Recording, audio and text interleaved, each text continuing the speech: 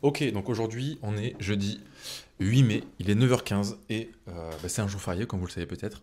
Et j'ai Akram qui m'a dit viens Mika, on va bosser depuis la côte, là on va prendre un petit Airbnb tranquille et on va bosser là-bas. Alors Akram, pour ceux qui n'ont pas suivi, c'est un freelance data ingénieur que j'ai déjà reçu sur la chaîne en podcast, d'ailleurs qui a beaucoup plu, que je vous invite à aller voir ceux qui l'ont pas vu. Et du coup, j'ai accepté évidemment. Et je me suis dit, tant qu'à faire, si on part comme ça ensemble, je vais filmer ça et je vais documenter. Et ça fera un petit vlog, un petit documentaire pour montrer aux gens à quoi ça ressemble le quotidien d'un freelance, quoi. Donc le but, ça va être quoi? Ça va être de vous montrer à quoi ça ressemble, hein. Je vais suivre Akram du lever au coucher pour vous montrer un peu plus l'envers du décor, sans trop idéaliser. Là, je précise bien, c'est pas notre quotidien de partir comme ça en week-end sur un coup de tête à la mer. Mais ça change pas grand-chose finalement. Ça va être le cadre qui sera sympa, mais le quotidien sera le même. Donc aujourd'hui on est férié, demain Akram va bosser, moi je bosse aujourd'hui et demain. Je vais essayer quand même de prendre la caméra un maximum, de faire le vlogueur. Je suis pas un vlogueur moi à la base, hein, je pense que vous le savez. Mais je vais essayer de vlogger un peu ça, de vous montrer un peu l'envers du décor. Et puis voilà quoi. Puis moi ce que j'aime bien c'est que bon, vu qu'Akram c'est pas trop un lève-tôt, là il est 9h17, je vous parle là de face à la caméra. J'ai pu aller à la salle ce matin tranquille. En plus il y avait personne vu que c'était férié. Je vous montrerai un peu, j'ai filmé, c'était vraiment désert, donc le paradis de tout go muscu.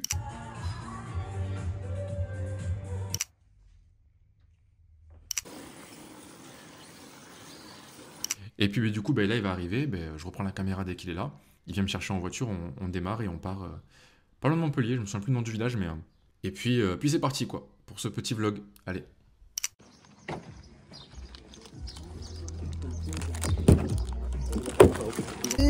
Comment ça va? Ça va et toi? Ça fait tout en sac à dos, toi, tu sais. Putain. Ouais, mec, sac à dos. Hein. Donc là, tu vas me montrer quoi, Akram, là? Alors, j'attends là pour remplir l'essence et je suis allé sur mon tel, tu vois. Et là, Clément. T'es juste trop demandé, en fait. C'est ça que tu veux nous montrer, c'est ça? Voilà. Voilà, donc Clément va recevoir son CV aujourd'hui et puis peut-être qu'on partira sur un call. Alors que c'est férié en plus, hein, je viens de C'est capter. fait, ouais, c'est fait. Comme quoi, la morale, je dis souvent ça aux gens, les ingénieurs d'affaires, il n'y a pas de limite, hein. Ils peuvent travailler même à Noël le soir en pleine nuit, ils s'en foutent, ils sont là pour la marge en fait. Donc il n'y a pas d'histoire de oui, mais oui, il y en a plein qui m'ont dit ouais, mais le week-end de mai, ils sont pas là les gens. Bah la preuve que non, regarde, là c'est eux qui ont envoyé le message. Hein. Donc écoutez, on met l'essence et puis on vous dit si Akram a réussi à signer une mission d'ici la fin du week-end.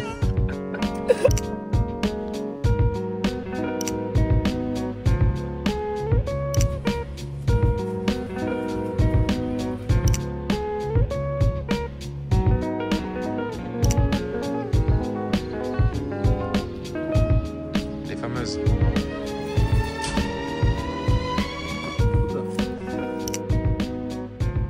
Petit room tour, on est arrivé. Donc, il y a déjà un bureau, ça fait très plaisir. Akram m'a appris qu'on pouvait prendre des Airbnb avec des bureaux déjà. Et ça, c'est royal pour des gens qui viennent juste pour bosser et pas apprécier le soleil. On est juste des gros geeks venus ici pour s'enfermer. Blague à part, très belle maison, franchement.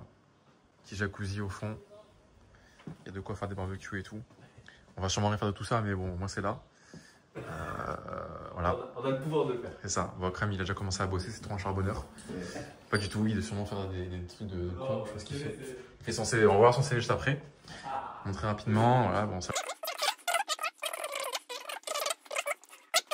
Comme vous l'avez vu dans la séquence juste avant, a priori, Akram a déjà eu des propositions là pour un appel potentiellement. Donc là, on va revoir son CV et essayer d'ajuster si besoin. Et du coup, pour rappel, voilà, pour tous ceux qui disaient que les week-ends de mai, le pont, il n'y a pas de besoin, les mecs sont pas là, si, ils sont même plus là que jamais parce qu'ils veulent faire de l'argent en fait, ils sont comme vous, ils veulent faire de l'argent. Akram, il est là, il facture pas aujourd'hui, il a envie de se tailler les veines là, il dit tiens, je fais 400 € par aujourd'hui, donc il va rentabiliser. Et donc on va voir ça.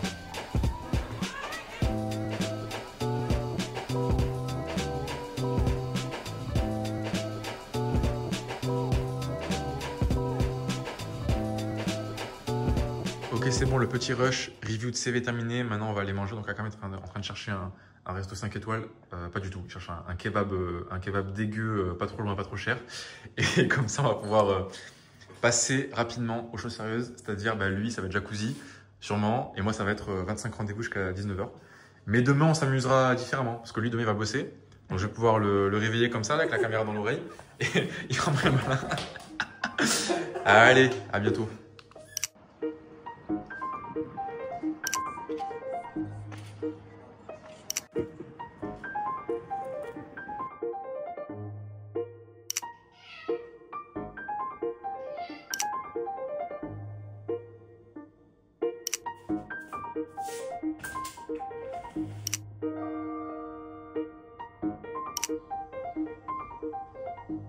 Ok, bon, il est actuellement 7h40. Je pense que là, à Cram, j'ai facilement une heure et demie avant qu'il se réveille. Donc, j'ai pris un petit déj déjà. Petit déj protéiné, hop, pour bien pouvoir travailler. Pas de glucides, pas de pic glycémique, bon, un petit peu, mais pas tant que ça. Et puis là, du coup, je vais pouvoir avancer de mon côté. Dès qu'on s'approche de l'heure du daily, donc il y a un daily à 10h, on va essayer de voir comment se passe son début de journée en faisant un peu les vlogueurs. À votre avis déjà, petit sondage, mettez pause, mettez-moi en commentaire. Pour un daily à 10h, est-ce que vous pensez qu'il va se réveiller à 9h30, 9h45, 9h55, avant, après le daily? Peut-être qu'il est encore fou. Donc voilà, moi je pense savoir déjà. Donc les paris sont lancés. Moi je vais me faire un café si j'arrive. Et puis on va pouvoir un peu charbonner. Parce que j'ai du boulot, je vous avoue, de mon côté. Donc je vais essayer de faire ça avant qu'il se réveille pour pouvoir filmer tranquillement. Donc je vous reprends dès que Akram est debout. À part si c'est moi qui vais le réveiller.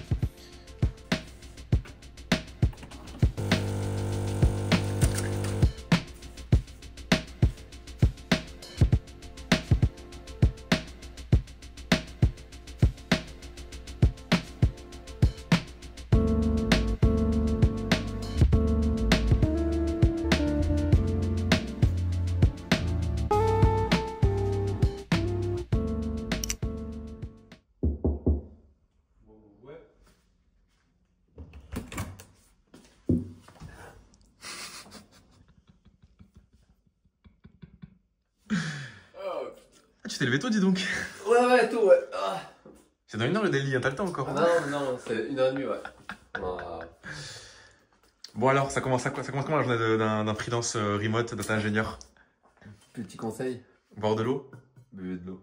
Tu vois là-bas, Ouais, à côté de mes grosses chaussures de merde, ouais. voilà, Y'a quoi? il y a mon sac à dos. Et ton sac à dos, ouais. Là-bas, il y a 400 € par jour.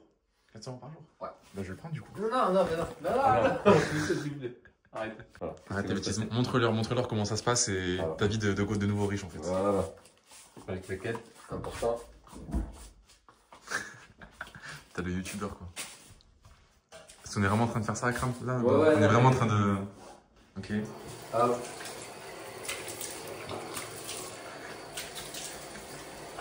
Je pratique les bains froids. Je sais pas, c'est un truc, c'est une nouvelle trend. Ça c'était un bain froid de 1 seconde là, tu. Ah, c'est bon. Ah c'est fini là? Ah, ça suit. Ah ok. Allez, hop. Ok, d'accord, ok. Deuxième point. Deuxième point. Non, on va s'installer, hein. On va s'installer On direct. va s'installer direct, hein, mon gars. Allez, Tu veux qu'on fasse quoi en fait? Hop, préparation de setup. voilà. Alors, ça c'est un peu mon trésor. Je le montre pas à tout le monde. Hein. Stylo 4 couleurs. Petit 4 couleurs Click Sense. Ah oui, ah ouais. C'est. Ah ouais. Là, tous ceux qui sont data 1 et qui voient ça, ils sont en train de rager là. Voilà. C'est. Ils sont jaloux, c'est sûr. C'est vraiment. C'est sûr. C'est mon ancien client qui me l'a donné. Et pour ceux qui savent pas ce que c'est, ben, c'est une suite d'outils très connue en data Bah, engineering. Eux, ils ont racheté Talent. Talent qui est. Click Talent maintenant. Voilà. Donc Voilà, maintenant, pour c'est- ceux qui font du talent, sachez que vous avez été racheté, d'accord? Voilà. Faites pas trop les malins. Bienvenue. Et là, un document confidentiel que je mets sur YouTube en live. Voilà, ça part. Tout part. Mais là, tu vas pas commencer à travailler comme ça au réveil. Non, bien sûr. Parce que moi, je pense que c'est intéressant. Genre là, tu te réveilles, est-ce que tu sautes sur l'ordi direct et tu vas travailler ou Non, t'as un là- petit rituel de journée quand même? Là, ce qu'on fait, c'est le setup de, tu sais, la connexion Wi-Fi. Tu sais, on n'est pas chez nous là. Ok, ok. Tu vois, on est Donc là, c'est connecté, bon. on est T'as le connecté. VPN, t'as la connexion, On est- t'as tout, tu pourras bosser sans problème, tout est ok. Moi là, tu vois, 10h, c'est bon, je suis prêt. 10h et il est quelle heure là, tu veux nous Là, dire? il est 8h50. Ok, on est large là. Mais. Après, ça laisse faire un petit foot, là, on va dehors, on fait un truc. On attend un petit On fait une foot. sortie en vélo, petit café, On peut aller à la mer. faire un podcast, même on va même faire un petit podcast là. Allez, vas-y, on va faire un petit podcast. Allez, on va faire un petit foot. Allez, à tout à l'heure. Ok, donc routine matinale pour un freelance data ingénieur Allez, ça à 7000 € par mois. Voilà. Allez, ça part. Pas chez lui. Ça part ici. Ok. Ça va partir sur le café. Bon, le café, il a été fait hier. C'est un peu de la triche. Ok. Petit café italien. Hop. Magnifique. Voilà.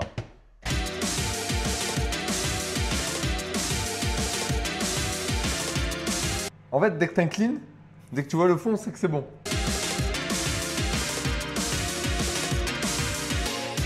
Petit caramel de Mona. T'as un lien affilié ou pas pour ça en description? Non, pas encore. Merde. c'est important de le souligner, c'est que tu as toujours un équilibre entre quantité d'air à ajouter au lait.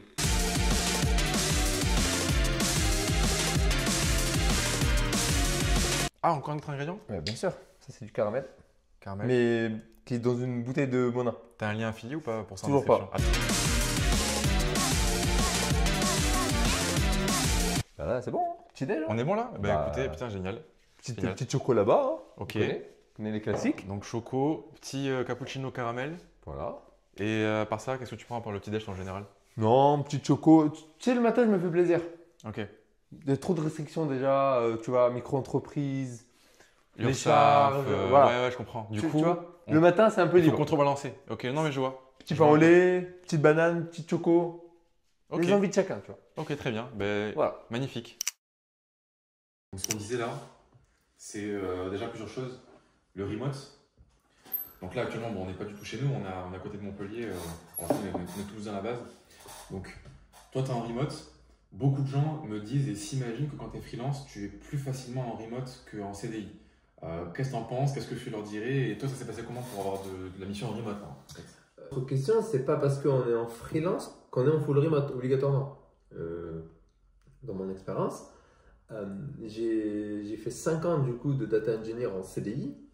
Sur les 5 ans, j'ai fait 4 ans full remote.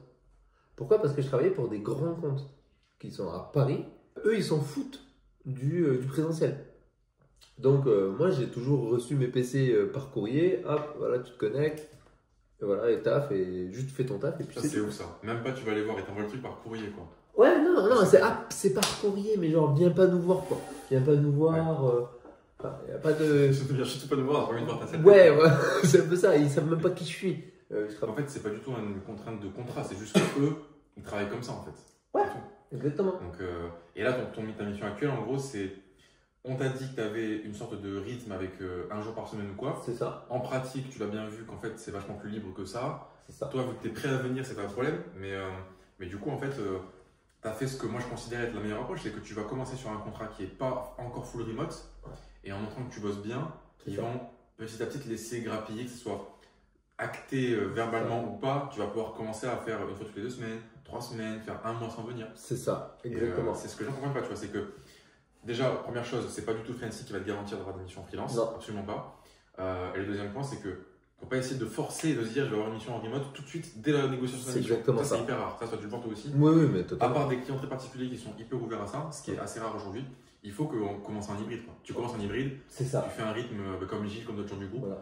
Tu fais une petite mission, tu fais 2-3 mois, enfin même beaucoup moins, tu vois, tu fais Mhm. 1 mois, 2 mois avec le rythme là, et puis tu commences à grappiller, Bien sûr. à faire un jour toutes les 2 semaines, Mais- 3 semaines. Ouais, mais tout ça en full transparence. Ouais, c'est ça. Mais faut pas- n'essayez pas de cacher en mode ah, moi si je suis pas allé depuis 3 semaines, oulala, je suis un peu hors là, tu vois. Non, Ouais, bien sûr que non. c'est franchement vous en parlez, vous en discutez, et en fait vous pensez que ce sont des sujets tabous, peut-être qu'ils le sont encore, mais faites le nécessaire, essayez de leur faire comprendre que déjà vous ça vous dérange pas de venir, voilà, vous prenez un peu sur vous on va dire, ça vous dérange pas de venir, vous leur montrez que franchement vous êtes prêt à faire 1 ou 2 pas vers eux, et ensuite faites votre travail. Soyez vraiment rigoureux sur votre travail. Bon, ça, j'en doute pas hein, si vous regardez la vidéo. Et en fait, montrer que est-ce que ça a une réelle importance de se déplacer? Ça, on sait tous que non. Parce que il y avait un de mes anciens clients du coup qui était sur Toulouse où c'était nécessaire de venir sur site parce qu'il y avait le client et qu'on avançait un peu mieux, on va dire, lors des réunions. C'est pas des réunions juste Teams, c'était là en mode tu dis rien pendant une demi-heure, il se passe rien et puis c'est ciao. Non, là c'est. On faisait des réunions en full présentiel, donc limite nos PC ils étaient même pas avec nous, on discutait pendant 1 heure, on sortait de la pièce, on savait tout ce qu'on avait à faire. Et ça c'est le bon côté en fait du présentiel. Ah, je suis d'accord. Après, il y a le débat aussi. Parce que là, tu vois, il y a beaucoup de gens qui sont là en mode le remote, c'est trop bien et tout. Moi, je leur dis, je suis pas d'accord. Hein. Quand tu es en début de carrière, être en présentiel, c'est un levier énorme. C'est un levier énorme. Et Akram le dit à nous, parce que Akram, il a aussi cette fibre de faire rapidement connaissance, de faire du réseau. Mais même moi, qui suis pas forcément comme lui, c'est un levier énormissime. Les gens ils disent, ouais, mais j'en ai marre, la politique doit tout. Ouais, je comprends. Mais quand à la machine à café, tu peux parler avec un mec qui est chef de la R&D, qui pourrait être ton futur employeur en freelance, bah déjà, mais ça vaut le coup, quoi. Et même toi, quand tu galères, quand tu commences un peu à prendre tes marques sur la technique, T'as un mec à côté de toi, tu peux le toucher quand il dirait de moi, il peut vous aider. Donc, tous ceux qui ont un peu cette vision que le remote, c'est le truc absolu à avoir en full remote, je suis pas d'accord, hein, franchement. À part pour ceux qui sont vraiment déjà à l'étranger, qui sont hyper expérimentés, vous avez des fois intérêt à venir voir le client et prendre en compétence et faire du réseau, quoi, clairement. Exactement. Enfin, moi, je le raconte de manière très personnelle. J'ai eu beaucoup d'opportunités grâce au présentiel.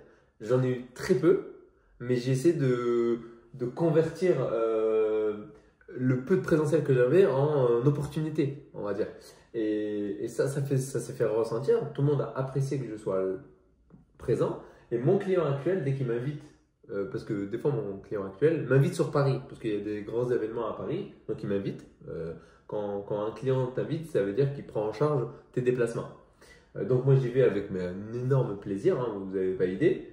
Et là-bas, c'est parti quoi. On va créer du réseau, on va créer des liens. Et moi j'ai eu plein de feedback en mode, en fait, Akram, tout le monde t'apprécie. Et ça, normal. Business, les gars. Exactement. Donc, business. Faites la part des choses et vous allez voir que ça va être de plus en plus facile. Ne vous restreignez pas sur le full remote par remote. Pour moi, c'est pas des. Non, mais c'est trop stylé le remote. Attends, Akram, on peut bosser comme ça à Montpellier sur la côte. Oui, mais. Ouais, ok. En fait, oui, c'est stylé, mais il faut prendre en compte que, par exemple, Akram et moi, on peut faire ça sans ça pose trop de problèmes. Maintenant qu'on a lancé un peu la machine, on a des clients qui rentrent. Bon, moi, j'ai arrêté de prendre des missions, donc c'est même plus un sujet, mais voilà, Akram, il n'a pas besoin d'aller chez un client pour faire du réseau pour trouver. Maintenant, c'est bon, son réseau, il est fait. Mais pour ceux qui ne sont pas encore lancés, qui n'ont pas encore ce niveau d'opportunité que pourrait avoir Akram ou d'autres, le présentiel, c'est l'un des gros leviers que vous avez. Au lieu de vouloir faire les têtus, il va falloir faire absolument du remote. Allez chez votre client, allez parler aux gens, allez progresser techniquement, allez voir les experts, allez voir les autres équipes qui n'ont rien à voir, allez jouer au foot avec des gens, allez, je sais pas, faire des trucs, jouer au foot avec vos collègues. Oui, c'est chiant parce que ça fait un peu focus corporate ou quoi. Mais les gars, business c'est business, faut réfléchir. Vous voulez être freelance ou vous voulez pas être freelance? Vous voulez avoir des clients ou vous voulez juste être dans votre ordi Franchement, moi, il y a des livres à avoir, quoi. Ouais, franchement, je vous challenge un peu, mais pendant vos entretiens, essayez de dire que vous recherchez du présentiel. Ah oui, ça. Que vous êtes vraiment en mode, vous acceptez, donc du coup, vous voulez un système hybride, donc peut-être 1 ou 2 jours par semaine de présentiel, et dites-leur que ça vous fait vraiment plaisir, et d'essayer vraiment de leur faire croire que ça vous fasse plaisir, et regardez la réaction en face. Moi, je peux vous assurer, c'est hyper drôle. En mode de recruteur, ah mais c'est pas inné ça. Et en fait, hop, tu sors de la case que tout le monde veut. Et toi, tu vas être un peu une espèce de perle rare quoi, dans le discours. Facteur différenciant. Exactement. Même si à la fin tu finis en full remote, en fait, tu serais quand même considéré comme quelqu'un d'assez unique. Et t'es là, c'est bon. C'est ça. Pas de problème. Dans un monde où tout le monde veut le plus gros TGM, je sais pas quoi, le full remote et tout, vous soyez lucide, comprenez ce que vos clients veulent réellement en face et jouez avec ça, quoi. Enfin, jouez avec ça. Je sais pas si on me voit dans le cadre, je suis debout, mais. En gros, les gars, toujours pareil, c'est la question du positionnement. Peut-être qu'on ne voyait même pas. Peut-être qu'on voit très bien. Alors, pour la question du positionnement, les gars, il faut comprendre que vos envies, c'est une chose, mais ce qui compte, c'est ce que le marché décide.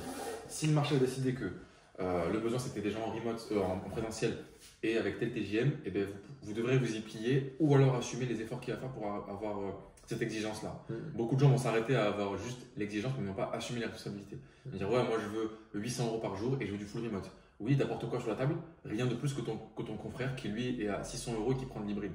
Donc on choisira lequel à ton avis. Donc c'est pour ça. Le remote, il y a des arguments qui font que c'est bien et tout, mais si vous êtes prêt comme Akram à vouloir aller sur le terrain un petit peu faire du réseau, non seulement ce sera bien pour vous, pour votre carrière, mais ce sera aussi un argument énorme parce que tout le monde dans votre concurrence veut du full remote. Et tout le monde va essayer de l'imposer. Vous arrivez, moi je m'en fiche. Donc une contrainte de moins. Ce qui fait que d'un point de vue de négociation, vous avez un poids que n'ont pas vos concurrents. Donc vraiment, que ce soit le remote ou autre, comprenez cette logique-là. Donc le remote, c'est bien, mais être en présentiel, c'est encore mieux pour faire du réseau. Et de façon générale aussi, comprenez que quoi que vous vouliez imposer, il faut le mettre en relation avec ce que vos concurrents proposent, ce que vos clients recherchent eux de leur côté. Et si tout est bien assemblé, normalement ça fait des chocs à pic, quoi. Exactement. Tu as tout très bien résumé. Donc voilà. Ok, donc début de journée, Akram, c'est ça? Ouais. Tu as commencé. Je sais pas si je vais filmer l'écran, parce qu'il y a des trucs un peu confidentiels, mais, Ouais, on va éviter. mais donc là, en gros, il est quelle heure là? Et là, il est 9h45. 9h45, bientôt le daily. Le méthode daily, effectivement. Et donc là, c'est quoi ta petite routine le matin en général pour bosser? Du coup, on m'a confié une tâche, voilà, d'extraction de données pour le client, que je fais toujours avant le daily. C'est un peu ma petite routine. Ok. Voilà, je check la prod. Donc moi, je suis... En fait, pour t'expliquer, moi, je gère les serveurs des flux Talend et je regarde en prod ce qui marche ou ce qui marche pas. Et dès que ça marche pas, des log erreurs et c'est parti, on analyse, on corrige et c'est envoyé quoi. Ça, c'est à peu près la matinée. Ok. Après, l'après-midi, c'est plus du travail de développement, de conceptualisation, des fois d'analyse de données aussi, quand il y a des trucs existants qui fonctionnent plus très bien. On regarde ce qui va ou ce qui va pas. Et en fait, on fonctionne beaucoup en ticket Jira. Je pense que pour la plupart d'entre vous, Jira, le fameux Jira. voilà, Ouais. que tout le monde commence à installer et c'est bien, c'est une bonne chose. Moi, j'ai l'habitude ça fait plus de 5 ans que je travaille avec Jira, donc c'est vachement cool. Donc j'ai mes tickets, je fais mon taf, commentaire, c'est envoyé, on n'en parle plus. Ok. Et est-ce que tu as un taf différent parce que tu es freelance ou ça change rien par rapport à l'équipe? Non, c'est. C'est rien. Ils le savent tes collègues d'ailleurs, tu es freelance ou pas? Ouais. Ils le savent, Ils ok. le savent, ouais. Ils le savent, mais c'est des questions comme si, alors, est-ce que tu as des animaux de compagnie? Ok. C'est la même chose, tu vois. Ok, donc il n'y a pas vraiment de différence sur le Non. traitement, sur les tickets que tu dois faire, Non. sur ce qui est attendu de toi en fait finalement. Non, exactement. C'est moi de ma personnalité, en tout cas, j'aime toujours en faire plus que Mhm. pas assez. Je pense que comme vous tous, hein. Et ça, déjà, c'est une bonne chose en tant que data engineer parce que ce qui nous est demandé, il y en a beaucoup qui on leur donne du travail et point. Et ils vont faire le taf et ils vont pas en faire plus. Ouais. Ce qui nous est aussi demandé, c'est consultant, data engineer. Donc du coup, la partie consulting, il faut donner son conseil par rapport à son retour d'expérience, par rapport à ce qu'on a déjà vu dans d'autres boîtes ou autres. Ok, est-ce que c'est normal que ce process il est comme ça et pas autrement? Prenez des infos, Challenger un peu ce qui se fait quoi. challenger, posez des questions. Y a pas, des fois, moi je pose des questions en mode. Des fois, c'est abruti ce que je pose et je suis en mode, mais putain, pourquoi je pose ce genre de questions? Et en fait, c'est plus fort que moi parce que je suis curieux, parce que j'ai envie de comprendre les choses. Et ça, je pense pour moi, c'est une force chez un consultant data engineer. Ok. Surtout chez un freelance. Et là, Ok. Ouais, je suis d'accord avec toi. On pourrait le faire très bien en CDI, ça, mais c'est vrai que les gens n'ont pas le réflexe de le faire parce que ils sont pas vraiment engagés dans leur travail vu que c'est un CDI. Quand tu es freelance, tu sais que quand tu fais un bon taf, tu peux en être récompensé par une mission plus longue, par un meilleur TGM. Donc exactement. ça pousse à faire ce genre de choses. Exactement. Donc moi, je suis content parce que voilà, mon équipe, ma responsable, voilà, il me félicite par rapport au boulot que j'effectue et que j'essaie vraiment de travailler comme eux, ils le veulent. Parce que ça, c'est important aussi. Parce que ne vous dites pas, même avec de l'expérience, vous avez une façon de travailler, elle est figée dans le temps et dans l'espace. Tout à fait. Et vous allez travailler de cette manière-là chez tous vos clients. Dès que vous arrivez chez un client, pour moi en tout cas, le retour d'expérience que j'en fais, analysez correctement comment les autres travaillent. Demandez, moi je pose souvent la question, c'est est-ce que je pourrais avoir ton point de vue là-dessus? C'est pas parce que tu es nul ou que tu sais pas faire ton travail, c'est comment eux ils perçoivent, enfin comment eux ils veulent que la chose soit faite. Et c'est là où pour moi la question elle est primordiale de ok, je pourrais te montrer ce que j'ai fait, est-ce qu'on pourrait échanger? Est-ce que j'ai une petite problématique, j'aimerais avoir ta vision des choses.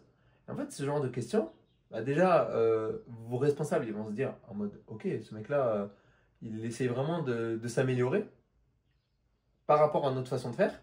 Et comme ça, vous prenez le truc, et il n'y a plus de... Parce qu'on peut voir, tu sais, des fois le responsable, il est un peu frustré, le consultant, il est un peu frustré, il n'y a pas de communication, du coup, ça entraîne des espèces de non-dits. Et ça se percute sur 2 semaines, 3 semaines, 1 mois, 2 mois. Et t'as pas envie d'aller au boulot, je sais pas, tu te sens un peu bizarre. Mais franchement, faites les choses correctement. Analysez bien comment votre client travaille et comment il souhaite que vous fassiez votre travail. Parce que c'est une contrainte du client. Ne vous dites pas que vous êtes consultant, c'est bon, c'est vous le plus fort et qu'on doit faire comme vous voulez. Non, c'est pas comme ça que ça marche. Regardez bien ce que eux ils veulent. Et peaufiner de jour en jour votre façon de travailler. Donner aux gens ce qu'ils veulent, quoi, finalement. Toujours une fois. Voilà. Toujours pareil, c'est Exactement. donne aux gens ce qu'ils veulent et tu vas un peu plus loin quand tu peux. Mais déjà, il faut commencer à donner aux gens ce qu'ils veulent, quoi. Exactement, exactement. Et du coup, le taf se passe bien, a priori, il n'y a pas trop de difficultés dans ce que tu fais. Non, non, il n'y a pas de... Il n'y a pas de difficulté technique.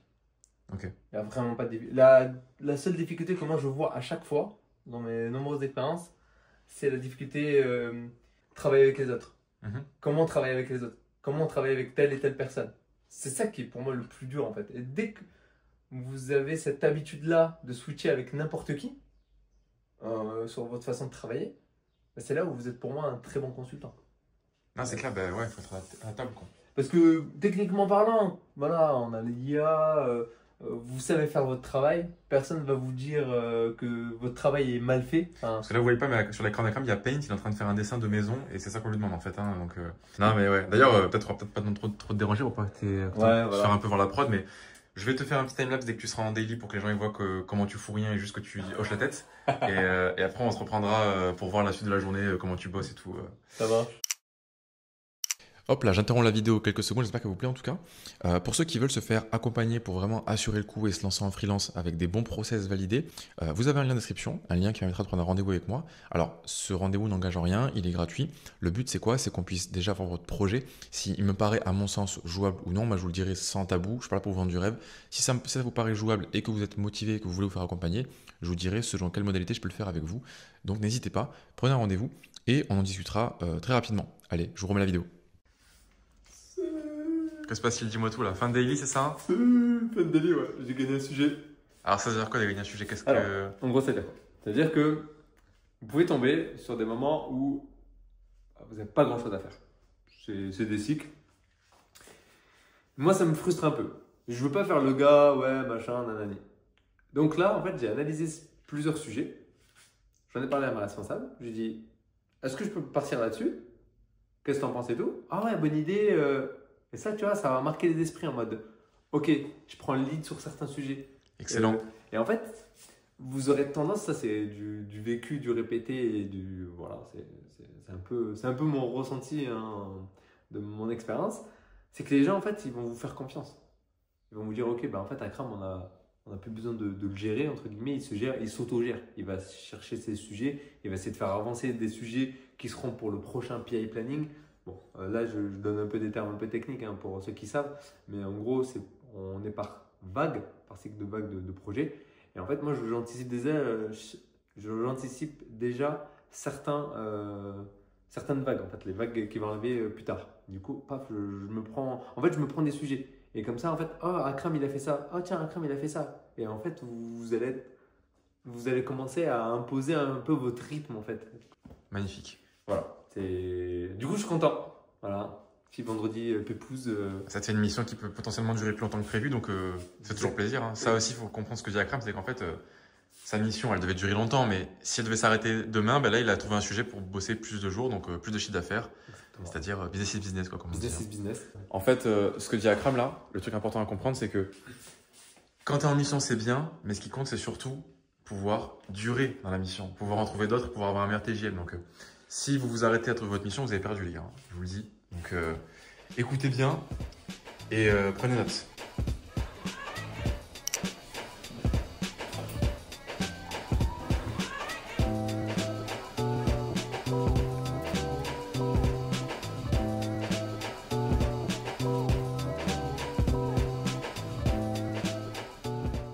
A priori, il y a Akram qui se fait un peu chier là. Il est 11h40.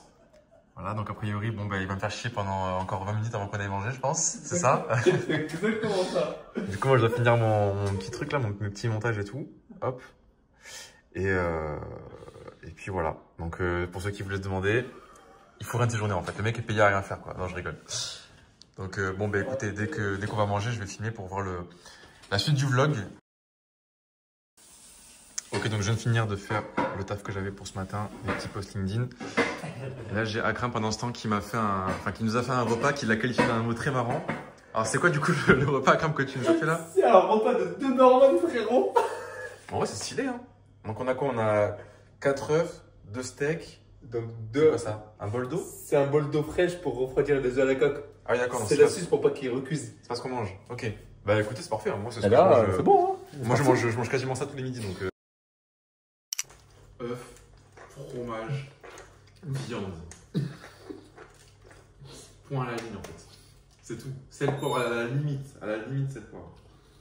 Bon, en tout cas, merci pour le repas, mec. Mais franchement, ça m'a demandé 20 minutes, hein, même pas.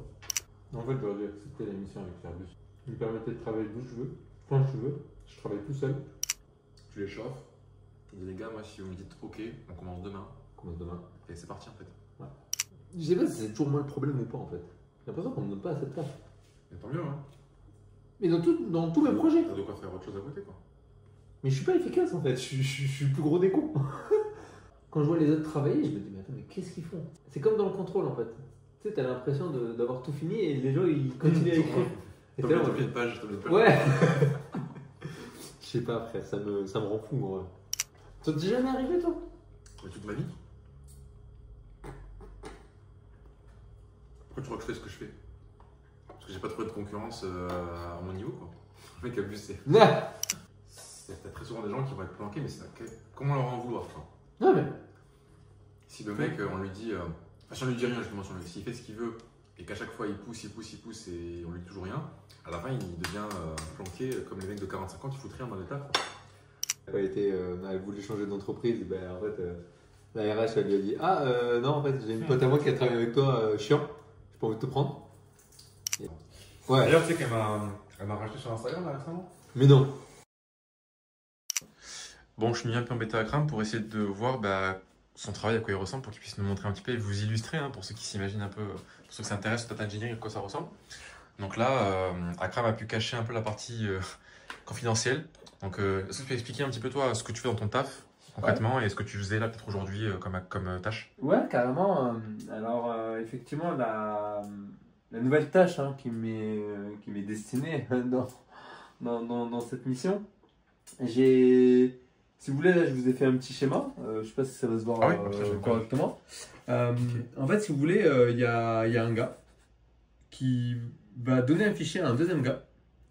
Ce gars-là, il va créer un ticket qui va être transmis à un troisième gars, qui va exécuter le ticket plus le fichier donc de data sur un serveur SQL. Ouais. Donc là, il va y avoir une alimentation d'une table sur un serveur SQL. Ensuite, l'exécution, elle est OK. Ce gars-là, il faut qu'il dise à ce gars-là que c'est OK. Et ce gars-là, il faut qu'il dise à ce gars-là, c'est bon, ta table, elle est alimentée. Ok. Donc, tu comprends bien qu'il y a beaucoup trop d'étapes ou autre. Du coup, ce gars-là, il est venu me voir, il m'a fait écoute, Akram, est-ce que ce serait possible de m'automatiser tout ça? Ok. Bah oui, pas de problème. Tu me donnes le fichier. Voilà, il m'a donné un fichier de ce type-là. Donc ça, en gros, c'est quoi? Il y a eu une réunion et le mec t'a expliqué le problème et t'as dit... C'est même pas ça. Il y a eu un ticket. En gros, il y a quoi? Il y a un ticket Jira qui est le résumé du besoin du gars numéro 2. Ok. Moi, je l'ai analysé et j'ai dit, tiens, ça, je suis prêt à le faire. Il n'y a pas beaucoup de contraintes, quoi. Et juste, tu me donnes le fichier, où est-ce qu'on le met? Moi, mon flux talent, il va récupérer ce fichier-là via ce composant-là. Ah, du coup, c'est déjà fait là. Ce que tu m'as montré, Ouais, c'est déjà. vois, Ok. T'as fait ça en combien de temps, du coup, ça à peu Ça, près en 1 heure. 1 heure? Mais j'ai pas fini. Ok. C'est vraiment là, c'est vraiment le b.a.-ba du truc. C'est Ça, vraiment du coup, la- c'est quoi? C'est Talent, hein, tu m'as En expliqué. gros, là, c'est Talent. Talent, c'est quoi? C'est de création d'un flux de données. Donc, je récupère le fichier et je vais faire des traitements. Ok. Pour le le gros, il faut à terme, il va supprimer. Ouais. En gros, là, il y aura un composant de base de données pour alimenter cette table-là. La table D'accord. qui est en step numéro 4. Ok. En gros, ça va représenter ça, si vous voulez. Ok, C'est je vois. fichier, traitement, alimentation de la table. Et ça va se lancer tous les jours. Et donc, toi, en gros, ton taf, ça va être donc retranscrire un besoin comme ça qui est très terre à terre. Ouais, j'envoie un fichier à 2000 Voilà. qui l'envoie un truc. Exactement. Tu fais un flux Talent, en fait. Donc, tu Exactement. vas lier les trucs entre eux. Mais là, c'est lui, il va gagner une demi-heure par jour. Lui, il va gagner une demi-heure, voire 1 heure par jour parce qu'il faut qu'il analyse les trucs. Et lui, tous les échanges qu'il fait, il gagne une demi-heure. Donc là, on a 1h30 de gagné par jour. Ok, ah, pas mal. C'est quoi en fait le process de création d'un flux comme ça si tu devais te décrire en 30 secondes quoi. En gros, tu as 30% du temps, c'est l'analyse du besoin. Donc Ouais. tu parles au gars du besoin en Ok. mode tu peux me donner les fichiers, est-ce que le fichier il est bon, est-ce que le formatage il est bon, est-ce que l'endroit pour mettre le fichier il est bon, Ok. toutes ces questions-là. Ensuite, ça a 40% d'architecture, comment je vais trouver une solution techniquement parlant. Donc, Ok. par des dessins, par des petits tests, etc. Ça, c'est des petits tests que je suis en train de faire sur Talend. Ouais. Ce qui est faisable, ce qui n'est pas faisable. Ensuite, il va y avoir 20% de code. Donc, de Ce pur que tu as code. montré là, le code Java. Ouais, ça prend. Là, j'ai passé une demi-heure. Mais imaginons que tout ce travail-là me prenne 5 heures ou 10 heures. Ben, j'aurai peut-être 2 heures de code. Ok. 3 heures de réunion pour expliquer tout ça. 4 heures de comment je vais faire mon travail. Comment va être fait. Parce qu'en fait, si vous voulez, moi, j'ai un peu ce réflexe-là de concevoir tout mon flux de A à Z, composant par composant. Ensuite, dès que dans ma tête, ben, la grosse structure, elle est faite, et ben là, je vais commencer à coder. Et du coup, pour ceux que ça a intéressé un peu de voir la partie technique du travail, est-ce qu'Akram il travaille vraiment, est-ce que c'est un job fictif, est-ce que c'est un emploi déguisé, etc. Bon, a priori, il y a quand même du taf, des flux. A priori, voilà, Akram il maîtrise bien ce qu'il fait, mais vous avez un peu, du coup, un visu. Et peut-être que je vous ferai un accéléré pour vous montrer en gros, bah, quand il voit à quoi ça ressemble et tout, vous pourrez voir s'il joue aux échecs ou s'il est vraiment en train de bosser.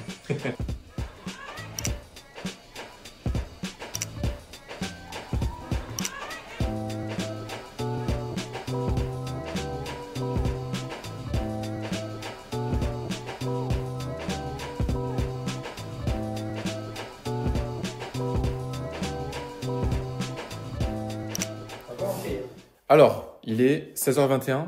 Là, j'ai Akram qui est en train de faire des petites fraises.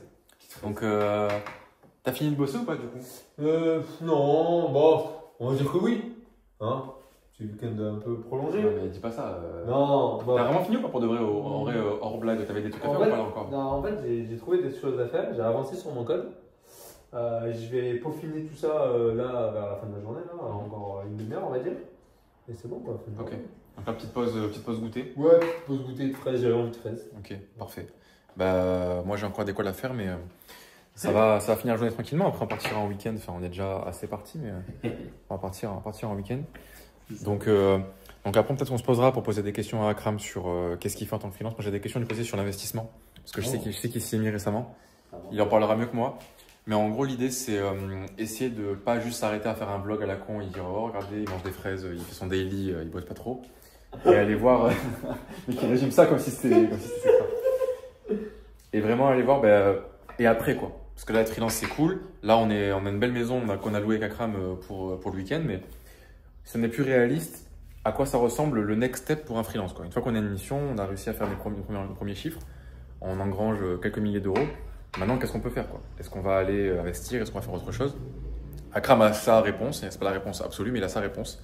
Et moi, je vous dirai aussi ce que j'ai fait, même si je pense que vous devinez, vu que je fais une vidéo sur ma chaîne qui est dédiée quand même à un truc très spécifique. Mais on verra ce qu'il en pense une fois la journée terminée. Donc là, on va se manger les petites fraises. Et après c'est parti, quoi. Je sais pas si on te voit avec le. Ah, c'est trop dangereux là, si le téléphone tombe. Là, c'est. T'as 1 heure de point là? Non, j'ai un petit call rapide là. Une demi-heure. Tu sais, sur le présentiel par exemple. Ouais. Je lui ai dit, en fait, vends-toi comme ça, fais ci, les petits tips, etc. Fais du test, fais des entretiens comme ça. Je pense peut-être que tu peux mettre sur la réalité, Ok, donc il est 18h46.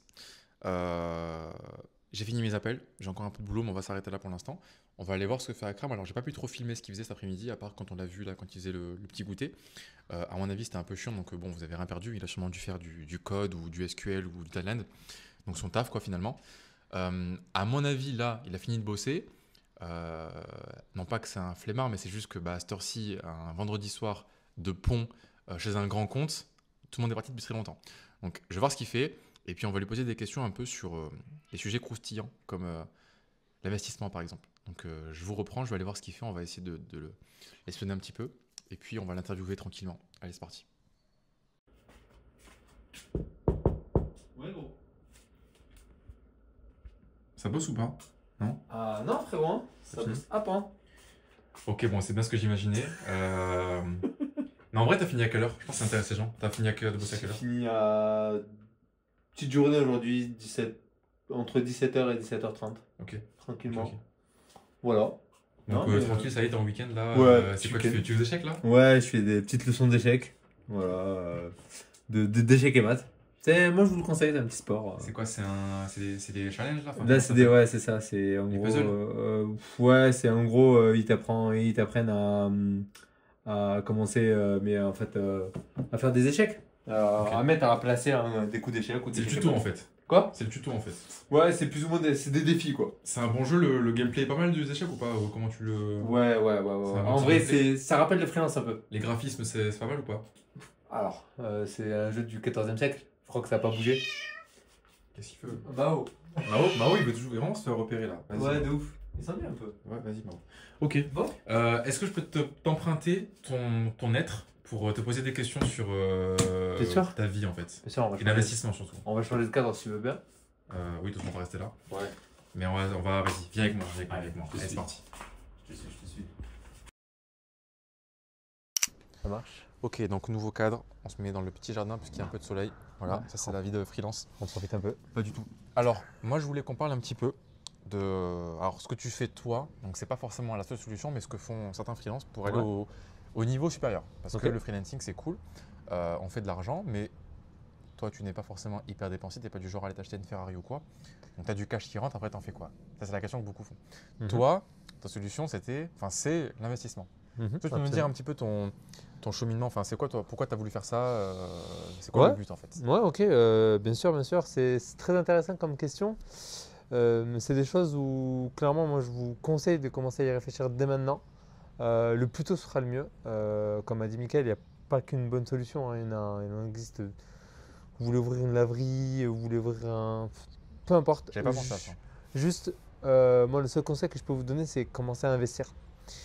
Investissez votre entrée d'argent parce que pour vous faire un peu simple, moi, avant d'être en informatique, j'ai fait des études d'économie.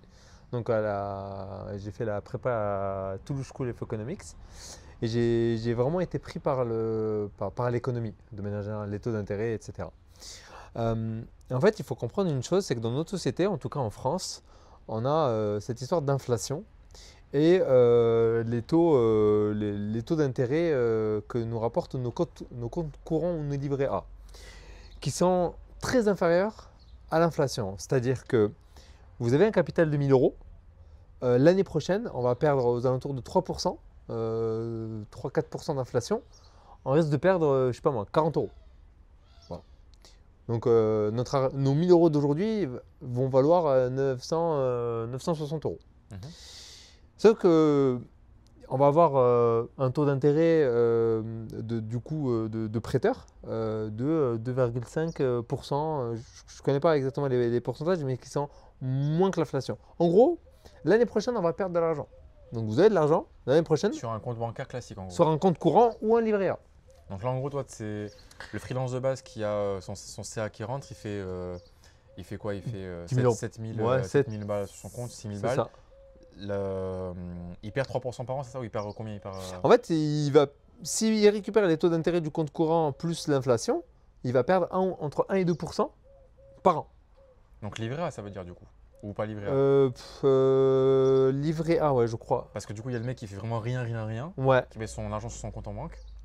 T'as le mec qui met sur son livret A, tu vois? Ouais, mais c'est pas les mêmes. On n'est pas très loin des deux parce que ça rapporte quand même en compte courant.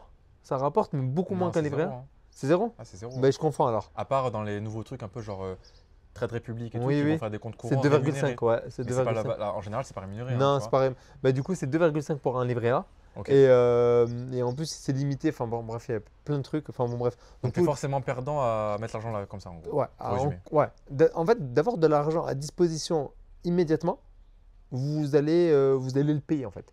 C'est un peu ça. Moi l'idée. j'avoue, en fait, tu payes le droit d'avoir l'argent dispo. en fait. Voilà. Tu veux t'acheter Ouais. une dernière moto, la MT 07, Par exemple, ouais. ouais, par exemple. Ben, ça, tu vas payer tant que tu ne l'auras pas acheté. Je sais pas si c'est clair. Genre, tu réfléchis comme ça, un an, bah hop, tu as perdu de l'argent. Ouais, donc en gros, ce que tu veux dire, c'est qu'il faut pas réfléchir quoi.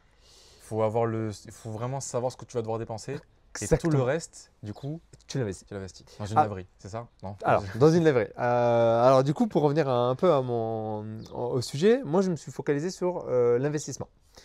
J'ai beaucoup été sur la bourse de manière générale, donc l'achat d'actifs, d'actions, d'obligations et compagnie. Et là, avec beaucoup d'influenceurs qu'il y a sur Insta, je suis tombé sur un gars qui est très intéressant et qui m'a fait apprendre en gros les ETF.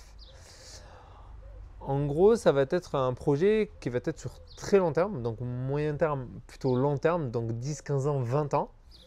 Et certains ETF, quand vous êtes débutant comme moi, c'est des résultats environ à 8% de rendement, quand vous ne jouez pas trop risqué, entre 7 et 8%. Donc, si on prend ce rapide calcul, on met 1000 euros aujourd'hui sur un ETF qui nous rapporte 8% de rendement en moyenne sur 10, 15 ans, 20 ans. 1000 euros par an, du coup? On va prendre l'exemple d'avoir juste 1000 euros de nos 1000 euros de base.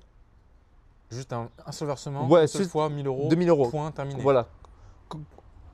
On reprend dans 20 ans, donc en gros, Ouais, on les fout quelque part. On revient dans 20 ans et on regarde, on compare un 1000 euros sur un compte livret A Oui, bah oui. et un compte sur un ETF sur Ouais, 15-20 ans. Tu fais 1000 fois 1,08 puissance 20. Voilà, 25, parce quoi. qu'il y a les intérêts composés. Parce que Ah, ce ouais, que je tu vois. vas gagner, tu le réinvestis à chaque fois. Et bien là, C'est combien du coup? Moi, ça m'intéresse. là, je t'avoue que 8%. je l'ai pas, j'ai pas le calcul T'as ton exact. téléphone ou pas? Moi, je J'ai le fais, hein. mon. Bah attends, on a le PC là. On va prendre 10 ans. Pour pas trop vous faire peur. Allez, vas-y. 10 ans. Ça fait x2, x2. Tu fais x2 en 10 ans. Tu fais x2 en 10 ans. À coût de 8% par an. À coût de 8% C'est pas par mal en an. vrai. Hein. Mais alors attends.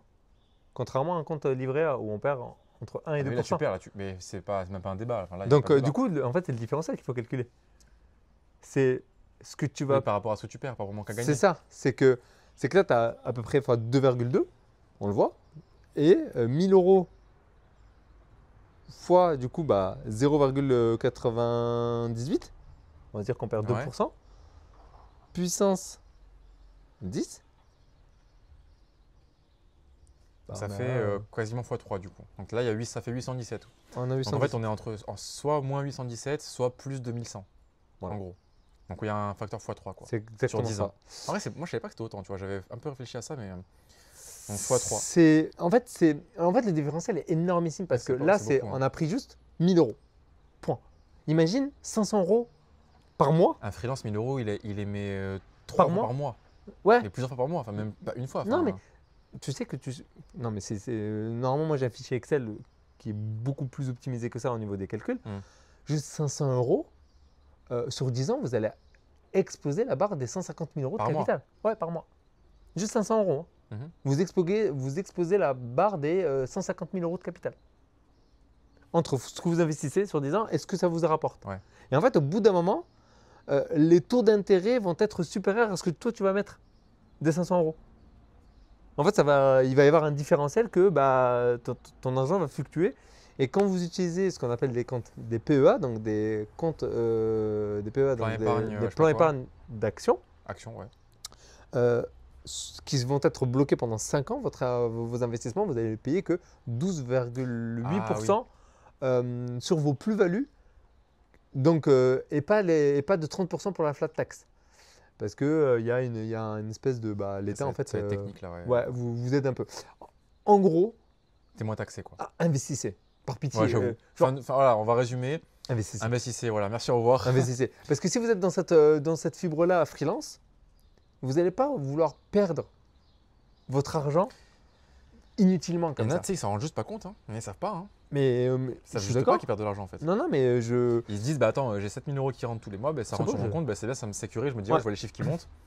Ils montent, mais ils pourraient monter beaucoup plus. Mhm. Et en fait, t'en perds sans savoir. Donc il y a cet enjeu-là quoi. il y a le PDG de Trade Republic, c'est Mathias, je crois. Un gars en finance, j'ai pas envie de dire de la merde, ça me fait peur moi quand je prends la parole comme ça de sujets que je ne connais pas ou que je ne connais pas beaucoup. Mais en tout cas, il y a le PDG de Trade Republic. Allez l'écouter parce qu'en fait, ce qu'il dit, c'est l'une des premières règles, c'est d'avoir 5-6 mois de trésor sur votre compte courant Bah oui. pour un matelas gonflable, la voiture qui pète, un problème de santé, pas de taf, Pas de mission en freelance. pas de mission freelance, etc. 6 mois. vous êtes à l'aise, tout le reste, investissement. Mais si vous… Tout dépend du profil de risque. Il y en a qui vont se dire un Bien mois sûr. ça me suffit, il y en a qui vont dire 2 jours ça me suffit, il y en a qui vont dire 1 an ça me suffit. Voilà. Tout dépend. 6 mois, ça paraît quand même assez… Enfin, vous allez retrouver du taf au bout de 6 mois. Et au pire des cas, vous allez faire des dossiers de demande de chômage et puis c'est tout. Enfin, Ouais. il y en a. Au pire des cas, vous finissez dans un intérim pour 2 ou 3 mois. Enfin, si on pense Ouais, vraiment… pas tout le monde est prêt à faire ce travail-là, tu vois. Non, mais Moi, bien j'ai sûr. mon meilleur pote, il a été jusqu'au bout de faire de l'intérim alors qu'il était parti pour faire un doctorat, tu vois. Donc tu te dis, je vais aller là, Ouais. et je dois aller tout en bas, tu vois. Ouais. Il y en a plein qui seraient arrêtés, qui seraient tirés une balle, tu vois. Lui, il a continué. Non, bien sûr. C'est pour ça que moi, d'ailleurs, pour ceux qui sont pas au courant, mais quand. Il y a pleuvoir. Ah, On va rester. Peut-être pleuvoir. On va essayer de faire ça vite. Mais ouais, tous les gens qui veulent se lancer en freelance, moi, s'il n'y a pas 3 mois de réserve, je prends même pas un appel en fait. C'est vrai que ça sert à rien. Même si moi, j'étais très bon, même si je suis le meilleur du monde et que je te trouve une mission ce soir, entre le moment où tu vas signer la mission Ouais. pour de vrai, Ouais. que tu vas commencer la mission, que tu vas la faire, que tu vas être payé avec le délai de paiement, Ouais. mais tu seras dans le rouge en fait. Ouais. Tu seras peut-être dans le rouge ou peut-être tu seras même déjà, tu aurais passé le point de C'est rouge. vrai que ça, entre la facturation et l'encaissement, il y a un certain délai. Donc moi je prends toujours un délai, même si je sais que les process marchent bien, que tu peux avoir des Bien sûr. résultats très vite, mais même si tu as les résultats même ce soir, il y a un délai qui est incompressible et il faut prendre ça en compte. 3 mois, ouais. Et c'est pareil pour ce que tu dis pour l'investissement. Bien et tout. sûr. Donc, Bien sûr. Je ne vous dis pas de tout investir. Il faut faire attention. Encore une fois, Michael, je pense qu'il vous le dit, il le dit assez dans ses vidéos, c'est l'analyse du risque. Prenez pas des choses incongrues, n'investissez pas tout de suite dans la boîte hyper high-tech qui vient de naître ou je sais quoi. Prenez des choses classiques, ce qu'on appelle les ETF, donc qui sont un peu là. En fait, pour vous expliquer, un ETF, ça va avoir la même fluctuation qu'un indice boursier. Un indice, c'est par exemple le CAC 40 ou le S&P 500. Le S&P 500, ça regroupe les 500 entreprises les plus importantes des États-Unis. Donc il va y avoir une courbe. Donc vous prenez la moyenne des 500 plus grosses entreprises et vous allez pouvoir chiffrer son évolution et avoir un prix. Eh bien, il va y avoir un ETF qui va juste se paralléliser sur cette courbe-là et c'est ça que vous allez acheter en fait. Donc vous allez acheter un ETF du S&P 500. Admettons, j'en sais rien, un Boeing représente 17% du chiffre d'affaires des États-Unis. Bon, c'est même énormissime, ça représente 5%. Eh bien, si vous achetez un ETF du S&P 500, de l'indice du S&P 500, bah, vous allez avoir 5% de ce que vous allez acheter qui va aller pour l'action de Boeing, qui donc représente c'est un portefeuille déjà prédéfini ou diversifié, etc., etc. Et en fait, le S&P 500, dès que la 500e entreprise américaine passe à la 501e place, donc qui sort du S&P 500, ben, automatiquement, même votre portefeuille se met à jour. Donc, vous n'avez rien à faire. Vous n'allez pas zioter tous les jours vos comptes. Enfin, une fois par mois, vous faites un virement de 500 balles et point. Ouais, t'es pas trader en fait. Vous n'êtes pas trader. En fait, ce n'est pas notre métier. Mais les ETF ont été conçus pour ça. Après, en soi, il pourrait. Enfin, je veux dire, justement, Alors, la logique, c'est que juste tu as de l'argent à investir, tu peux faire comme ça, hyper passif, et tu peux aller dans le cas extrême, qui est peut-être moi, où tu crées ton business, quoi. bien sûr, Et là, tu fais, bien sûr. tu fais d'autres trucs, quoi. Moi, je parlais juste de choses qui m'intéressent, mais dont je ne connais absolument rien. Et les laveries, du coup, ça t'intéresse? De quoi? Parce que tu parlais des laveries tout à l'heure. Je sais pas, je tombe. Tu sais, des fois, quand tu scrolles là comme ça Ouais, ça sur m'intéresse, Insta, bah, C'est quoi t'as 5000 € une laverie, ça tourne comme Comment ça. ça, 5 000 € une laverie? Bah, tu peux acheter 5000 € une laverie. C'est pas possible. 5 000 € une laverie? oui. Une machine à laver, tu veux dire? Juste. Non, toutes les machines à laver, le local, le machin, le truc. Et c'est Acheter un local 5 000 €, mais t'as pété un câble. Non, mais c'est pas acheter de local, c'est sur tu loues le local, tu investis Ok. 5000 € de laverie, donc Ok, donc de c'est matériel, machines, quoi. etc. Ouais, le matos. Tu mets un peu des petites réparations pour que ça soit un peu mignon. Ok. 24-24 paiement par carte bleue, plus Ok. distribution de boissons. Ça fait combien ça après? Je sais pas, moi, c'est assez rentable. Hein. Ce qui paraît, C'est pas à coût de 2 €. Ouais, mais le problème, c'est qu'il faut faire une étude de marché de où est-ce que tu dois la placer à côté des cités universitaires. Enfin, c'est un bordel. Ouais, oui, c'est beau. Dans ça, je pense que c'est dans le business physique. Ouais, voilà. Tu vois, c'est ça que j'aime bien, c'est que, bon, le freelancing, c'est pas vraiment un business online, mais business online, il n'y a pas de truc de conneries, de plan placement, Oui, d'acheter mais- 150 000 € un local, je sais pas Non, quoi. bien sûr que non. Nous, on est là, tu vois, là, je pose mon trépied de Wish, pas du tout de Wish d'ailleurs, un trépied qui m'a coûté une fortune. Petit micro-cravate et tout. C'est bon, on est bon, tu vois. Il n'y a Ouais. pas besoin d'avoir un Non, bien local, je sais sûr. pas quoi. En fait, ça qui est bien. essayez d'être dans. Essayez de rester proactif, même pour vous. Vous êtes proactif dans votre métier, c'est très bien. Vous êtes freelance, vous avez une structure, vous êtes bien, financièrement parlant. Vous pouvez commencer à visionner de nouvelles choses, de nouvelles opportunités. Mais n'oubliez pas aussi d'investir en vous. Et ça, c'est hyper important. De balancer, justement, de pouvoir investir 500 € sur des actions, sur la bourse, sur un marché que vous connaissez, qui vous attire. En France, la France, on a une politique d'investissement. Dès qu'il y a quelqu'un qui veut avoir de l'argent dans sa poche, il paye. Voilà, c'est ça la France. Très bon point, ouais.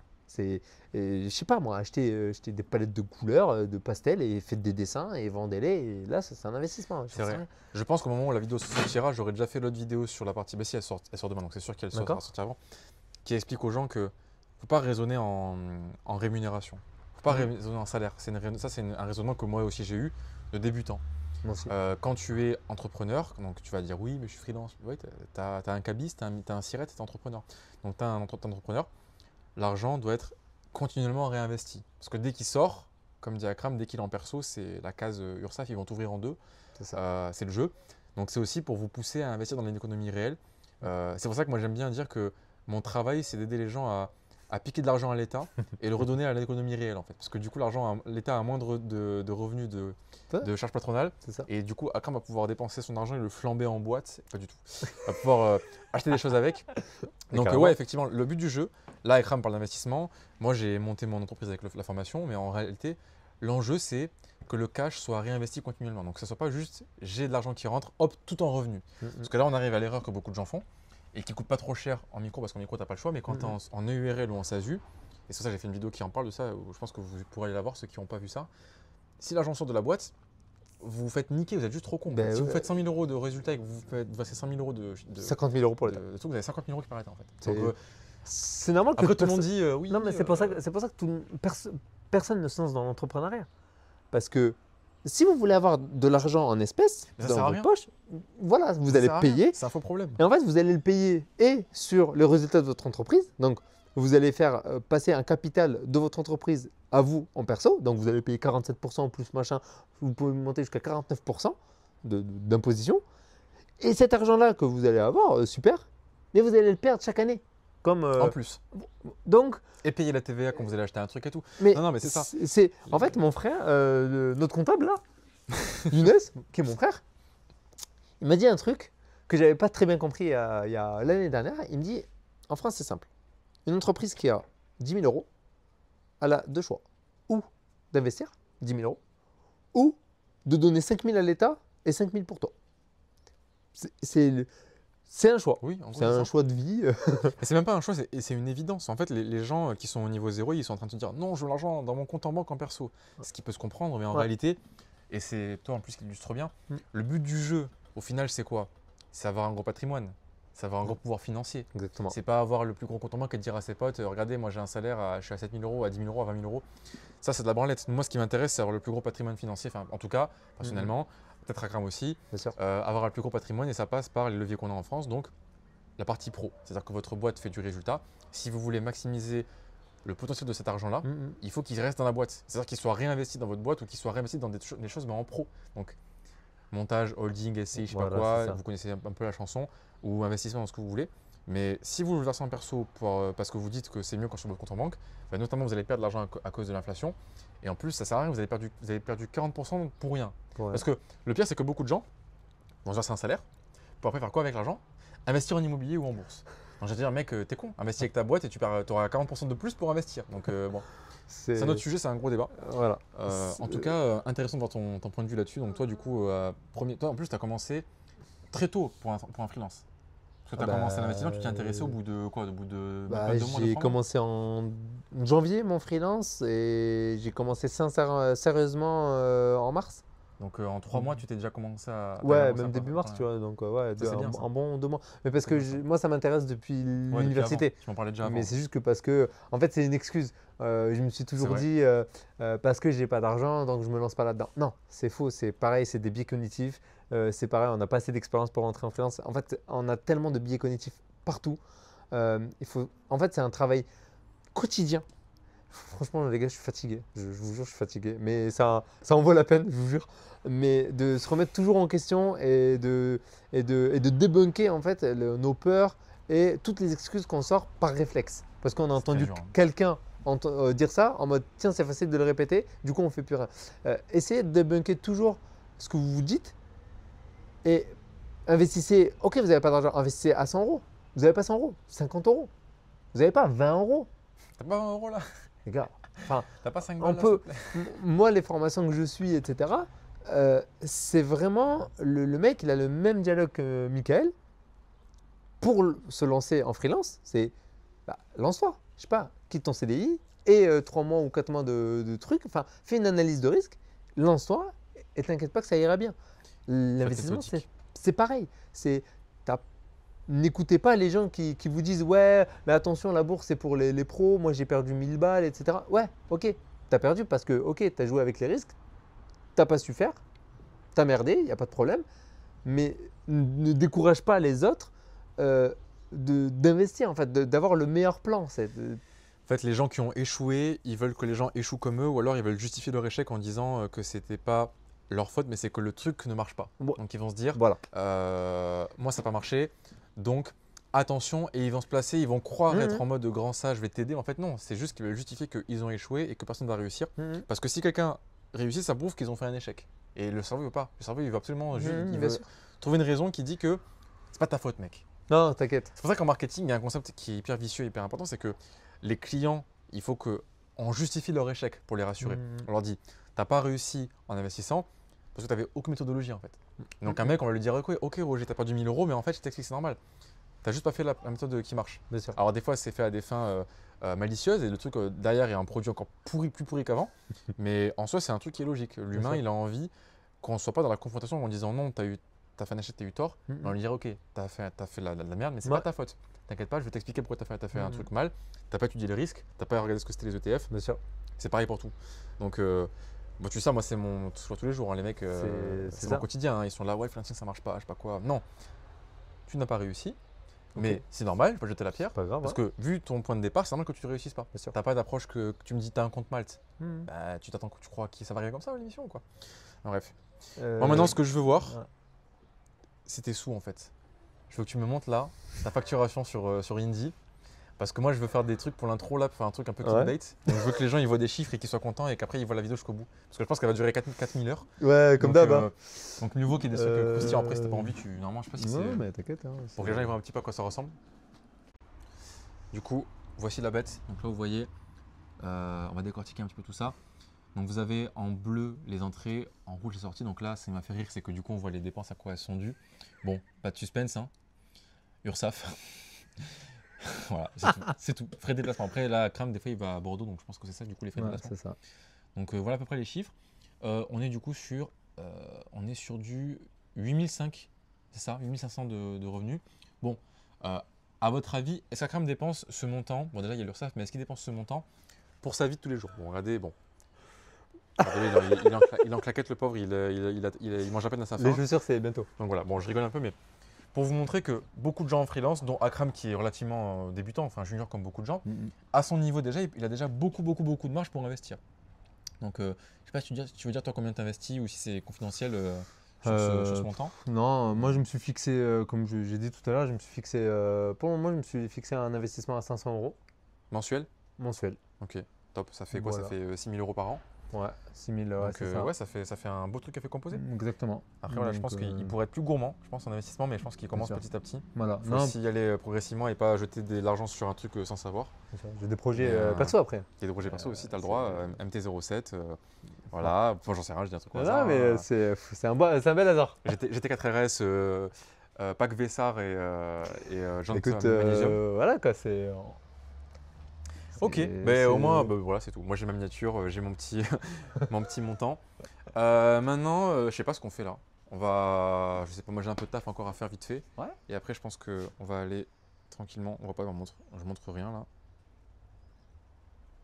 Elle s'est éteinte, je pense en fait. Ah, bah, marche voilà. J'ai pas de montant. Bon, bah, voilà. Fin du rec.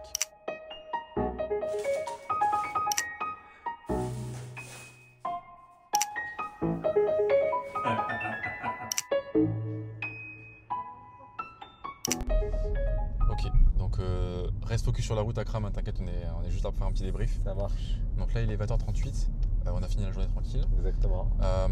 Moi, je voulais qu'on discute tant qu'on est là, avant d'aller manger tranquille sur la côte, ouais. Du bilan en fait, parce que la vidéo, on l'a faite, on savait très bien ce qui allait se passer. Il n'y a pas de surprise, enfin, peut-être que les gens s'imaginaient voir un truc de fou, genre Akram va faire un truc de malade parce qu'il est freelance ou quoi. Peut-être que vous l'avez compris, Akram a un quotidien tout à fait banal en fait. Il fait sa mission comme n'importe quel data ingénieur ferait sa mission. Donc déjà petit message pour tous ceux qui m'envoient ça par DM ou qui prennent des appels pour parler de ça avec moi. Tous ceux qui ont la question de est-ce que moi je pourrais être freelance, est-ce que mon profil est compatible avec le freelancing? En fait cette question elle suppose qu'il y aurait une exigence différente pour un freelance que pour un CDI, que vous qui êtes déjà en CDI. Mais la vérité c'est qu'en réalité bah non, vous le voyez là, Kram est peut-être là pour en parler, il en parlera peut-être mieux que moi. Le but c'était de vous montrer tout ça. Ouais. Bon voilà, c'était mi-vlog, mi-documentaire, on s'amuse un petit peu, ça fait n'importe quoi. Donc toi Kram, qu'est-ce que t'en penses de ce que je te raconte là? Le fait que le quotidien n'a pas trop changé et qu'en fait il n'y a rien de fulgurant par rapport à avant quoi. Ouais, non, effectivement, non, le quotidien, et moi c'est ce que je répète à tous mes amis qui sont en CDI, hein, le quotidien ne change pas. J'ai fait mes horaires, vous l'avez vu, hein, Mickaël est venu à mon bureau à 18h30 je crois, 18h30, 19h. Ouais, par là, ouais. J'ai fini mon travail à 17h30.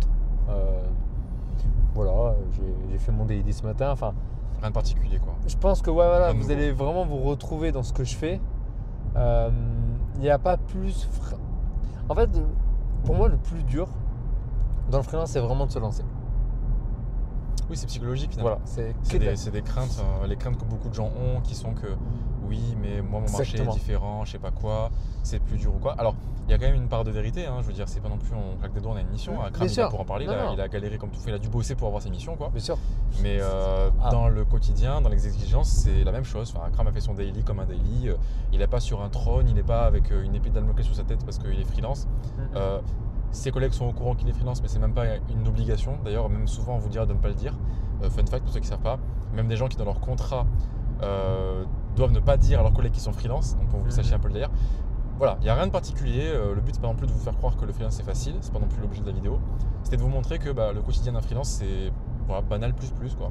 Après, bon là, on vous dit ça, mais on est tranquillement parti sur la côte. Bon, c'est pas un truc de fou non plus, mais on est parti sur la côte tranquille ce week-end. Chose qui est tout à fait faisable en CDI, mais en freelance c'est encore plus faisable quoi. C'est pas une dépense où on se dit ah putain est-ce que je vais partir reprendre un. Non.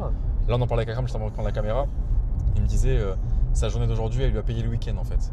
Bon voilà c'est une logique que vous pourrez avoir en freelance. Voilà après bon, c'est juste pour s'amuser, mais faut pas tout compter quoi. Mais bon. Non mais effectivement il y a ce qui est de plus dur hein, à être freelance, c'est vraiment de se lancer, mais aussi de travailler derrière.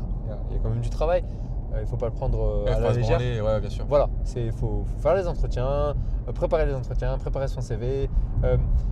Ce qu'on vous demande, en fait, c'est drôle, j'y pense là à chaud, mais ce qu'on vous dit en fait pendant le CDI, vos entreprises, vos boîtes de conseil généralement, vous faites le point une fois par an pour demander les augmentes. Donc ils vont vous demander, mets à jour ton CV, est-ce que tu veux passer des certifs, tout ce qui est un peu barbant pour un consultant en CDI. Je suis passé par là, vous y êtes encore là-dedans. Sauf que là, vous le faites pour vous-même et avec des résultats qui sont beaucoup plus importants. Donc limite, vous êtes alors pas content parce que ça reste quand même barbant, mais au moins là, vous avez une véritable motivation que de le faire pour votre boîte de conseil. Vous êtes toujours chez le même client. Enfin, vous allez vous retrouver en fait dans ce que je dis, et je le pense. Hein. Laissez-vous tenter par de nouvelles choses. On a de la chance d'avoir fait des études, des longues études pour la plupart.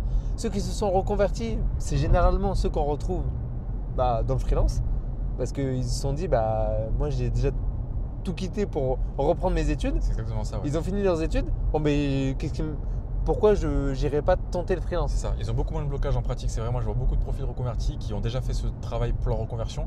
Exactement. Qui ne sont pas comme les gens en CDI, bloqués dans l'inaction, bloqués dans les peurs. Exactement. Non pas que ça soit un problème, parce que c'est normal que vous ayez des peurs, ceux qui sont encore à ce stade-là. Bien sûr. Mais ouais, effectivement, les profils reconvertis. Tu as des profils comme ça où tu sens qu'ils sont déjà passés dans le passé par des étapes similaires. Pas pour passer en freelance, mais dans leur vie de façon générale. Et ça fait que y a beaucoup moins cette friction au passage à l'action, cette friction à prendre des risques, même si moi je suis plutôt de l'avis de dire que c'est des risques perçus et pas des risques réels. Oui. Quand on est dedans, on se rend compte que c'est pas aussi risqué que ce qu'on imaginait. Donc voilà, on n'est pas en train de faire un cours de freelancing, c'est pas l'objet, vous avez 50 vidéos qui vous expliqueront comment trouver vos clients, etc. Bien sûr. Mais voilà, la vidéo c'était aussi pour vous montrer que Kram, bon il est freelance, moi c'était pareil aussi, hein. Je pense qu'on peut le faire avec d'autres gens, avec Gilles, avec d'autres gens que vous avez vu sur la chaîne. Il n'y a rien de choquant quoi. Enfin, croyez pas que Kram il va se lever, il va manger du caviar, après il va aller faire un call avec le patron de la boîte, enfin pas du tout quoi. Alors attention, après il faut bien comprendre que le freelancing, il y a plein de façons de faire. ce que vous voyez sur la chaîne, c'est une façon de faire particulière, il n'y a pas que ça, mais voilà, Akram il fait du freelancing en régie via une ESN pour des grands comptes. En soi, c'est une façon quand même vachement précise de faire du freelancing, il n'y a pas que ça. Mais dans cette approche-là, qui est la plus commune, qui est celle que beaucoup de gens veulent faire parce que c'est stabilisant, c'est rassurant, eh ben, le quotidien, il n'y a rien de particulier, quoi, hein. Donc, si vous cherchez de l'aventure et des choses très très nouvelles, bah, c'est pas forcément ça qui vous l'apportera. Vous pouvez l'avoir aussi en CDI. Mais voilà, si vous voulez faire de la thune, si vous voulez prendre votre carrière en main, clairement, bah, pour moi, il n'y a pas vraiment de débat, quoi. Enfin, Bien sûr. moi, peut-être que je suis biaisé, mais voilà, Akram, il a vu, il a passé 1 an et demi avant de se décider. Allez checker la vidéo si vous ne l'avez pas radé, franchement. Allez voir la vidéo, je pense. Ouais, ça a plu à parce beaucoup de que gens. ça a plu à beaucoup plus de gens que prévu. J'avoue que je m'attendais à rien, mais effectivement, ouais, on a dit les choses en fait de manière très par réflexe en fait, très naturelle, et on continue à le penser. Moi, il y en a beaucoup qui m'appellent de la part de Michael, et je continue à leur redire exactement la même chose que ce que je suis en train de vous dire actuellement et dans la vidéo précédente. Juste, si vous voulez, c'est bien ainsi, hein, si vous le souhaitez, d'avoir une liberté géographique, financière ou de temps de travail, mais faites-le. Prenez-en la décision. Ne laissez pas quelqu'un le gérer à votre place. Et c'est ça qui est le plus frustrant quand on est dans une boîte de conseil, c'est on est constamment frustré parce qu'on cherche un truc et la boîte de conseil malheureusement n'arrive pas à nous le donner. C'est un problème aussi que les gens ils pensent que tout doit leur être amené par la boîte de conseil aussi. Parce qu'en soi, tout ce que tu obtiens en freelance, tu peux très bien l'avoir en CDI. Ça, c'est le truc que personne ne veut dire parce que tout le monde veut penser que le freelancing c'est la solution miracle. Les gars, moi si je suis honnête, c'est complètement faux, hein. Vous pouvez très bien avoir des CDI de fou, avoir des très bons TJ, avoir des missions où vous avez de la liberté temporelle, de la liberté géographique. Sauf que en CDI, on n'est pas du tout amené à réfléchir comme ça, on n'est pas du tout amené à être proactif, à être engagé dans nos actions. Donc on ne le fait pas. Et ce qui se passe, c'est que du coup, quand on est freelance, on va le faire parce qu'on a plus de motivation à le faire, mais en réalité, rien ne vous empêche à le faire aussi en CDI, quoi. Bien sûr. Donc Oui. au lieu de tout remettre sur la faute de l'ESN, pensez déjà à vous, qu'est-ce que vous avez fait pour mériter ça, est-ce que vous avez fait des actions pour l'avoir, et vous vous rendrez compte qu'en fait, ce que vous fantasmez dans le freelancing, vous pouvez aussi l'avoir en CDI. C'est pour ça que moi je fais des appels avec les gens, c'est pour ça que c'est pas juste une page avec écrit coaching, appui, paye et viens avec moi, parce que des fois les gens, je parle avec eux et je me rends compte que ce qu'ils cherchent, c'est juste un meilleur CDI, c'est pas du freelancing. Donc si vous me dites pas que vous voulez faire 8 000 € par mois et que vous êtes motivé à faire prendre votre carrière en main avec ce que ça implique, dans le travail qu'il y a pour trouver l'émission et dans la gestion qu'il va y avoir après, ben moi j'ai aucune raison de vous conseiller le freelancing, hein. Moi je vous dirais les gars, restez en CDI, trouvez-en juste un meilleur, et je pense que vous êtes juste dans un mauvais environnement. Donc pensez-y, réfléchissez. Moi j'ai le bras qui fatigue parce que là je suis en mode vlog et j'ai l'épaule qui est très congestionnée, donc je vais arrêter là et on vous vloggera peut-être le repas, je sais même pas si on va y penser parce qu'on n'est pas des vlogueurs, mais bon. Petit mot de la fin, c'était sur ça, c'est déjà un peu long et on vous reprend, je sais pas, soit demain, soit jamais, en tout cas, Soit très bientôt. Ça aura été 24 heures avec un freelance data ingénieur en full remote. J'espère que ça vous aura plu. Et puis si je fais une suite, ça paraîtra con parce que c'est pas la fin de la vidéo. On verra. Voilà. Allez, à bientôt. Allez, prenez soin de vous. Ciao.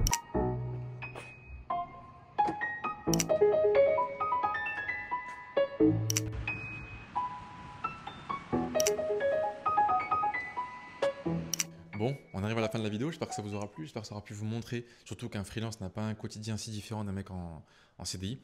Donc pour ceux qui sont en CDI, qui aimeraient se lancer en freelance prochainement, qui ne savent pas comment s'y prendre et qui aimeraient quand même faire les choses bien et pas perdre de temps inutilement, parce que le temps c'est quand même de l'argent, hein, surtout quand on est freelance, littéralement. Donc vous avez un lien en description, un lien et un commentaire épinglé aussi, un lien qui n'est pas magique, c'est un lien qui sert juste à prendre rendez-vous avec moi. Le but c'est déjà qu'on fasse un bilan, qu'on voit si votre profil, votre projet est pertinent, niveau risque, si tout va bien. Et moi, je vous le dirai en toute transparence, hein, si c'est le cas ou pas. Et si tout est OK, je vous expliquerai comment je peux vous accompagner à trouver vos missions de façon rapide et efficace. OK, rien de magique, il y aura quand même du boulot, je vous le dis tout de suite. Mais au moins, vous allez perdre le moins de temps possible à itérer sur des process farfelus. Là, au moins, vous aurez un truc qui marche, qui est validé et aussi de grosses garanties par rapport à ce que je vous propose. Donc, n'hésitez pas, prenez rendez-vous. On verra s'il y a un truc à faire. Si c'est le cas, on se lance, on fait les choses bien, on trouve une mission. Et puis, à part ça, je vous dirais, mettez un like, mettez un petit commentaire, dites-moi si ça vous a plu. Dites-moi si ce format vous a intéressé pour débunker un peu ce qu'on peut voir sur tous les réseaux. Et puis, sinon, je vous dis à très bientôt pour une prochaine vidéo. Allez, ciao!